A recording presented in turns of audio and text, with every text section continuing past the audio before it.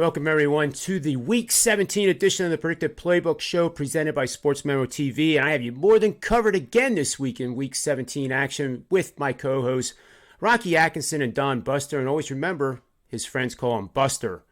So welcome to the shows, gentlemen. I always like asking Rocky what he's hitting because he's having one phenomenal NFL season. Last week, he was 72% for the season, folks. Rocky, what are you hitting now? I dropped to 70%, John. That's unacceptable. That is just unacceptable. Boy, one and one this past week. I had Tampa Bay, and they did what I expected them to do, was bounce back after that poor performance against the Saints. And then I had Jacksonville, and Jacksonville got down to the 1 yard line and could not punch it in at the end of the game, which would have made me 2-0. But 70% I'll take for the year. So. I was on Jacksonville too. That was a tough one, to say the least. But gentlemen, we're 12-4 against the spread for 75% winners over the last 5 shows. We went 2-1 against the spread. And anybody who's listening to this, guess which one of the three of us lost last week? Yeah, can you believe it? The guy hit 72%, now 70% winners after going 1-1, which really isn't a losing week. But the percentages are so high that it's going to drop on a 50% week. But, Rocky, we hope that you can do a little bit better today for us, okay? I hope so, too. All right, let's get right to it here. We're going to start off with Buster here.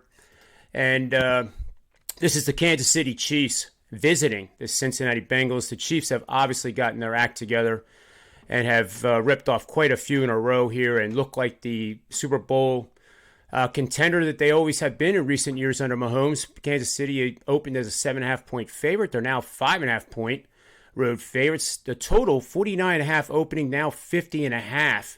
Buster, take it away and tell us where your best bet is in this matchup.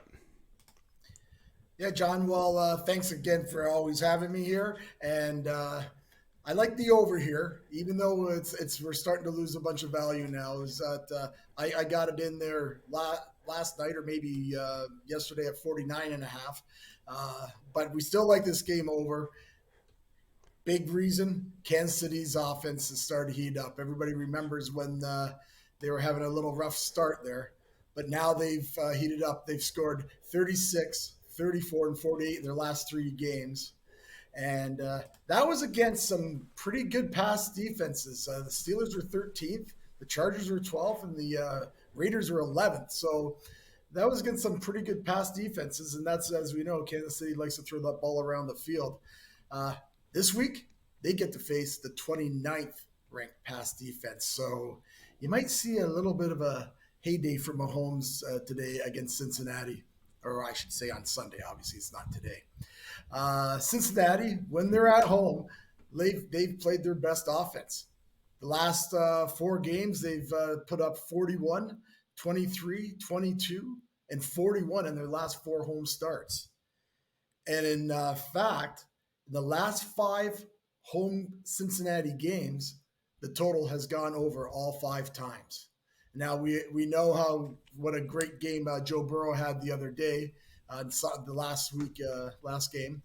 And the thing with what Joe Burrow gets to go against this time is Kansas City, and they rank 25th in pass defense. And you know how Joe likes to throw the ball around the field, especially at home. And now we also know that stat might be a little skewed because Kansas City was giving up a ton of yards earlier in the year. But Kansas City has played their last 5 games at home. The game that they went on and they did very well at home defensively. But the game on the road that they played, they gave up 28 points in LA against the Chargers. So really like the over here. And of course, cannot go without giving a couple stats that my buddy John loves here.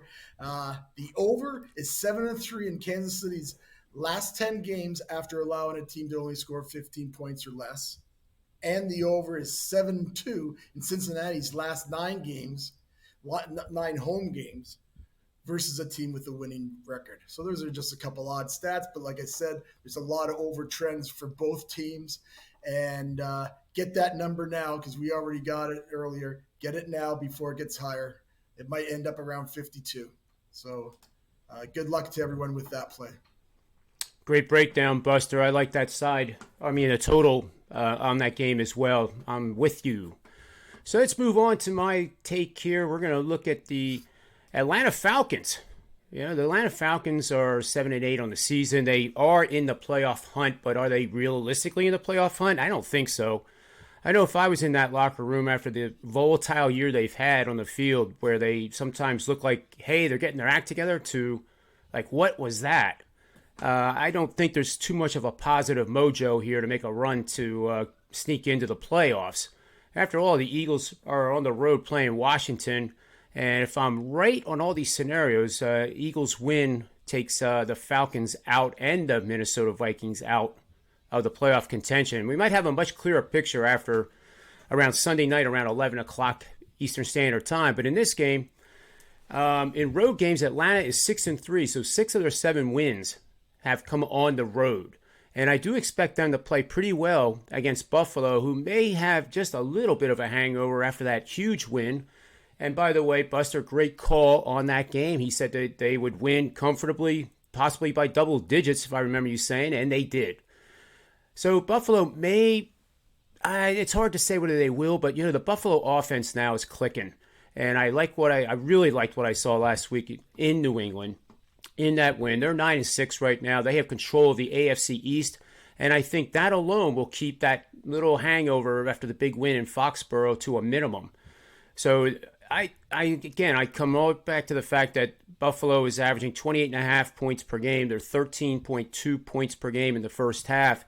So they start out sometimes slow, but then that second half just opens up. They're averaging 23 first downs per game on the season. 26 points per game in home offense over the last 3 games, 30.3 points per game, folks. And when they play on turf, 29 points per game. So I do like 2 bets here. Buffalo team total over and over in the game. And the game over, and I know Buster and Rocky like these angles. It's like the John Ryan angle of the day for whatever sport.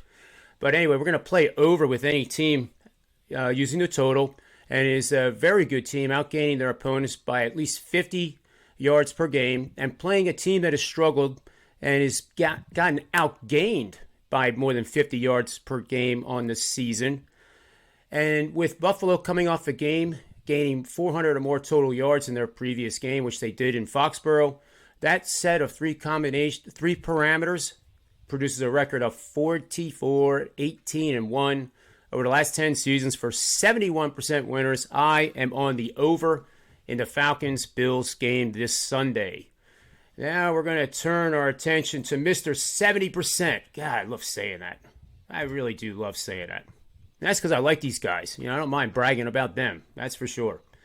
But Rocky's going to take us to the Dallas Cowboys, who clinched the NFC East last week. They're going up against the Cardinals, who have suddenly, I don't know if they hit a brick wall, or I don't know what the analogy would be. I don't think they've fallen off a cliff just yet. But Dallas has won 4 straight up and against the spread, and 3 of the 4 games have played under. Defense led by Micah Parsons, who should be Rookie of the Year and Defensive Player of the Year, in my humble opinion. He's just a beast. I mean, it's just so much fun to watch him. The Cardinals, 3 straight up ATS losses, scoring just 28 points in their last 2 defeats. It sounds like I'm talking about the Jets, Rocky. Where do you see the best bet in this matchup? Well, thank you for having me, John. Of course, we've got Arizona coming in 10-5 straight up overall this year. Dallas comes in with an 11-4 straight up overall record on the season. Both of these teams have clinched playoff berths. Dallas did clinch their division this past week, like you said. Arizona's still battling out with the Rams for possible winning the NFC West there. So still things to be done, and also they're both playing for home field advantage. So I don't think, sitting starters or anything like that's going to happen. So we have 2 pretty good offenses here. Arizona's averaging 254.5 yards per game passing, 376.5 total yards per game this year. Dallas is averaging 282.7 passing yards per game, 409.5 total yards per game this season. Arizona scoring 26.3 points per game overall this year.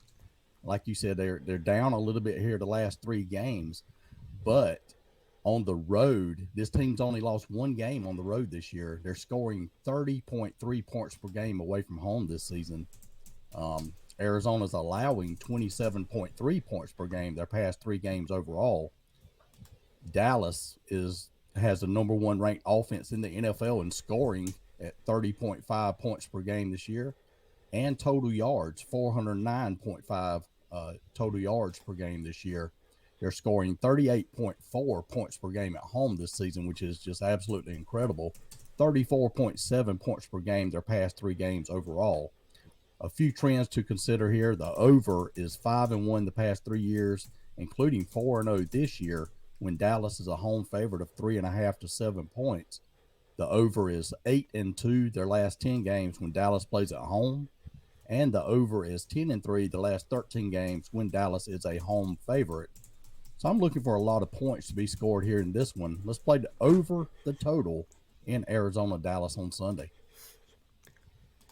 Another great breakdown, Rocky. You know, I'm just kidding with you. I think it's pretty obvious for the people watching, too, that I can't really be a jerk and bust on somebody seriously, you know. And I start smiling and laughing, and then, you know, I'm not serious. But we have New Year's Eve coming up on Friday, gentlemen. We have the college football semifinal games, and the bowl season this year just seems kind of blasé. I guess the COVID and the cancellations has just put a damper on that, in my opinion. But I am looking forward to the semifinal games, and they should be just extraordinarily fun to watch. And I probably will overindulge and have 3 IPAs on Friday night. I just want you guys to be warned of that. We'll close down the Twitter after the 3rd one, and just enjoy family and friends for the holiday. But for now, that's going to be the end of our show. We thank you for watching, and take a moment to subscribe. If you like these shows, it only takes you a second to subscribe. And if you ring the bell, you're notified of every single show on Sportsmemo TV, which includes Ronald Kabang and I do the NBA. That's hitting 24-8 on the last 10 shows at 75%, which equals 75% on this show. So somebody has a magic wand here on these shows. Not saying it's me either. But do yourself a favor and subscribe, ring the bell, and you'll be notified of every single show that is released moving forward. Have yourself a great rest of the week. Cash in big, and we'll see you again next Wednesday with another edition of the NFL Predictive Playbook show and the debut with Rocky and Buster and myself for college basketball, also to be aired on Wednesday. So that'll do it for today. We'll look forward to seeing you next week. Bet with your head and not over it. And may all the wins be yours.